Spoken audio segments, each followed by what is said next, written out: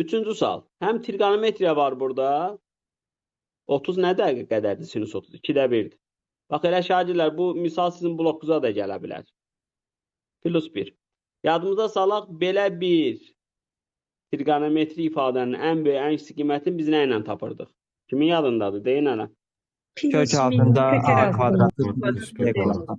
Bəli, kök altında mənfi A kvadrat üstəl B kvadratı. Burada da nə?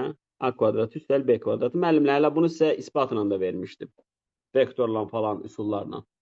Deməli, biz buna baxanda buranın ən böyük kiçik qiyməti nə olacaq? Pifaqor ədədlərdə belə 3, 4. Mənfi 5, 5. Mənfi 5, müsbət 5. İndi üstünə də 1 gəlirəm. Onda bu olacaq mənfi 4, 6.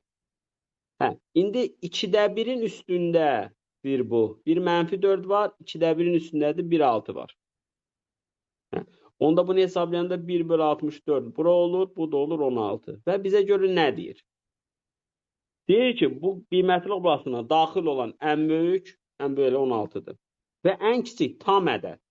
64'də 1-dən sonra ən kiçik tam ədədi nədir? 1'dir. Toplayanda nə qədər eləyəcək? 17. Yəni bu parçadakı ən böyük və ən kiçik tam ədədlərin cəmini istəyir. Anladıq?